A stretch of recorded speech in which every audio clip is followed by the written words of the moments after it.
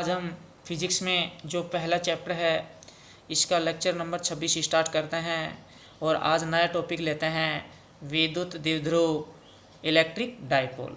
तो विद्युत द्विध्रुव पढ़ेंगे अपन, बहुत इंपॉर्टेंट टॉपिक है और इसमें विद्युत द्विध्रुव आगुण भी पढ़ेंगे। और ये जो विद्युत द्विध्रुव, ये जो अपना टॉपिक विद्युत द्विध्रुव है, इसके आधार पर, इसके बेस पर और बड़े टॉपिक भी आएंगे जो बहुत इंपॉर्टेंट है, वो भी अपन आगे अच्छे से पढ़ेंगे। तो अब अपन इसमें देखते हैं कि इलेक्ट्रिक डाइपोल यानी विद्युत द्विध्रुव क्या होता है। पहले डेफिनेशन, फिर मैं चित्र की सहायता से इसे अच्छे से आपको समझाऊंगा। तो विद्युत द्विध्रुव क्या होता है? जब दो आवेश परिमाण में समान तथा प्रकृति में विपरीत व अल्प दूरी पर रखे हों तो इस निकाय को, इस सिस्टम को अपन क्या कहते हैं? विद्युत द्विध्रुव कहते हैं। तो अब अपन इसको चित्र से थोड़ा अपन डायग्राम से देखेंगे।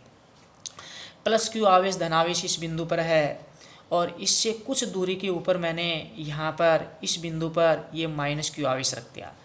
तो इस बिंदु पर ये प्लस क्यू आवेश, इस बिंदु पर ये माइनस क्यू आवेश, ऋण आवेश है यहाँ पर। अब ये जो दोनों आवेश हैं परिमाण में समान हैं, तो यहाँ से देख सकते हैं अपन प्लस क्यू का परिमाण क्या होगा? क्यू होगा। ये माइनस क्यू ऋणावेश है तो माइनस क्यू का परिमाण लेंगे तो प्लस हो जाएगा, तो माइनस क्यू का परिमाण लेंगे तो प्लस हो जाएगा। क्यू तो क्यू आ जाएगा, तो इसका परिमाण भी क्यू, इसका परिमाण भी क्यू है। और दोनों प्रकृति में विपरीत हैं, ये धनावेश है, ये ऋणावेश है, तो दोनों प्रकृति में क्या है? विपरीत हैं। और इन दोनों आवेशों के जो बीच की दूरी है वो अपन ने यहाँ पर डैश डैश करके अपन ने ये मिला दिया, तो डैश डैश करके अब दोनों आवेशों को मिला दिया, तो ये दोनों आवेशों के बीच की दूरी है। तो दोनों आवेशों के बीच की ये जो दूरी होती है, इस दूरी को अपन ने किसे लिख दिया? 2l से लिख दिया। तो ये दूरी क्या होगी? 2l। 2l की जगह अपन l भी ले सकते हैं या r भी ले सकते हैं या अपन सामान्यतः स्मॉल d भी लिख सकते हैं, कोई सी भी अपन दूरी लिख सकते हैं इसमें। और ये जो दूरी होती है दोनों आवेशों के बीच की दूरी 2l, ये दूरी अल्प होती है, बहुत अल्प। तो ये दूरी क्या होती है? अल्प होती है, तो ये अल्प दूरी होती है। तो यहाँ पर दो आवेश हैं, दोनों परिमाण में क्या? समान हैं, प्रकृति में विपरीत हैं तथा एक दूसरे से अल्प दूरी पर रखे हुए हैं, तो ये निकाय क्या कहलाएगा? विद्युत द्विध्रुव। तो ये क्या होता है? विद्युत द्विध्रुव। तो ये अच्छे से मैंने समझा दिया आपको। तो अब अपन इसमें क्या करते हैं? अब अपन इसमें पढ़ते हैं कि विद्युत द्विध्रुव आघूर्ण क्या होता है। ये जो विद्युत द्विध्रुव टॉपिक है इसी में चल रहा है। अब अपन पढ़ते हैं विद्युत द्विध्रुव आघूर्ण। विद्युत द्विध्रुव आघूर्ण क्या होता है? जो विद्युत द्विध्रुव आघूर्ण होता है उसको तो अपन किससे लिखते हैं? पी से लिखते हैं। किससे लिखते हैं? पी से लिखते हैं विद्युत द्विध्रुव आघूर्ण को। क्या होता है विद्युत द्विध्रुव आघूर्ण? इसको अपन थोड़ा सा समझते हैं। विद्युत द्विध्रुव के किसी एक आवेश का परिमाण तथा उन दोनों आवेशों के बीच की दूरी के गुणनफल को क्या कहते हैं? विद्युत द्विध्रुव आघूर्ण कहते हैं। तो विद्युत द्विध्रुव के किसी भी एक आवेश का परिमाण तथा इन दोनों आवेशों के बीच की दूरी के गुणनफल को विद्युत द्विध्रुव आघूर्ण कहते हैं। तो विद्युत द्विध्रुव आघूर्ण क्या होता है कि विद्युत द्विध्रुव के किसी भी आवेश का परिमाण, तो इसका परिमाण क्यू, इसका परिमाण क्यू, तो किसी भी आवेश का परिमाण क्यू ले लिया। अब दोनों आवेशों के बीच की जो दूरी 2l, तो दोनों आवेशों के बीच की दूरी जो 2l है इसका गुणनफल कर दिया, तो ये अपन को क्या प्राप्त हो जाएगा? विद्युत द्विध्रुव आघूर्ण। और विद्युत द्विध्रुव आघूर्ण को किससे लिखते हैं? अपन P से लिखते हैं। तो विद्युत द्विध्रुव आघूर्ण P बराबर होगा Q × 2l। तो ये फॉर्मूला आ गया अपने पास।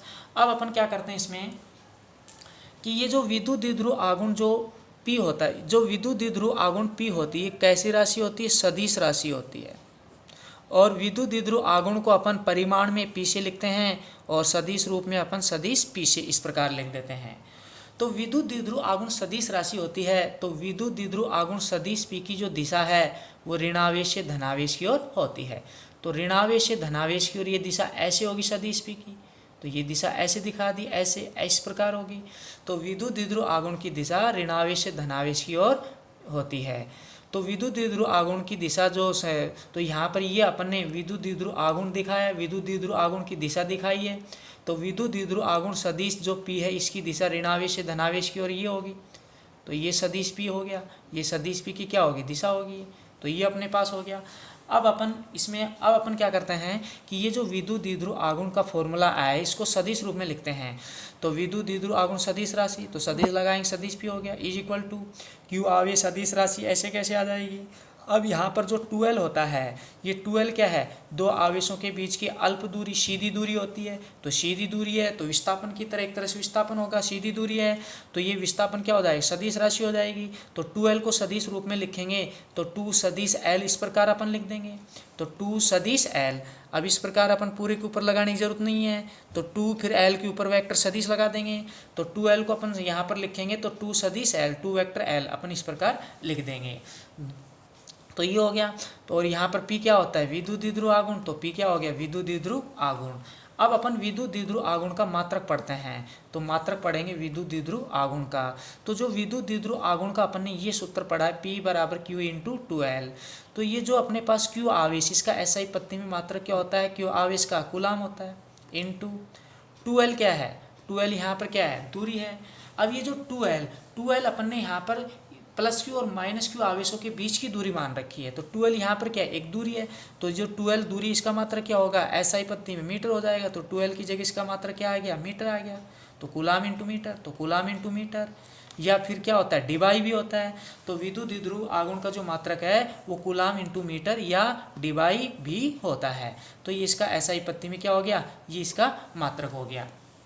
अब अपन क्या करते हैं कि जो कूलाम इंटू मीटर है और जो डिबाई, इसमें क्या संबंध होता है ये अपन लिखते हैं। तो एक डिबाई बराबर होता है 3.3 इंटू 10 की घात माइनस 30 कूलाम इंटू मीटर। तो एक डिबाई बराबर होता है 3.3 गुणा 10 की घात माइनस 30 कूलाम इंटू मीटर। तो ये एक डिबाई और कूलाम इंटू मीटर में क्या आ गया, संबंध आ गया। अब जो विद्युत द्विध्रुव आघूर्ण P है, इसका अपन यहाँ पर V में सूत्र लिखते हैं। तो विद्युत द्विध्रुव आघूर्ण का ये सूत्र है। तो Q आवेश, तो आवेश Q की जो विमा है A की घात 1 T की घात 1 पढ़ रखा अपन ने। फिर यहाँ पर इंटू 2L। अब यहाँ पर जो 2L है ये दूरी लंबाई है, कितनी बार है, एक बार है। तो कभी अपन ऐसे नहीं करेंगे जैसे L के आगे 2 है तो दूरी 2 बार, ऐसा नहीं। ये जो 2L है दो आवेशों के बीच की क्या है, सीधी दूरी है। तो यहाँ पर जो 2L दूरी है ये एक बार है। तो जो 2L दूरी एक बार है, तो दूरी एक बार है, लंबाई एक बार है। तो लंबाई जो दूरी उसको अपन विमा में कैपिटल L से लिखते हैं, एक बार है तो इसका मतलब L की घात 1 आ जाएगा। अब ये बराबर MLT के रूप में लिख, M द्रव्यमान नहीं है तो M की घात 0 हो जाएगा, जो नहीं होता उसके लिए घात 0, तो M की घात 0 हो गया। L, तो ये L की घात 1, तो ये L की घात 1, T, तो T की घात 1, तो T की घात 1। अब जो बच गया वो लिखेंगे, क्या बच गया, A की घात 1 बच गया, तो लास्ट में A की घात 1 आ गया। और ये बड़े ब्रैकेट से अपन बंद कर देते हैं।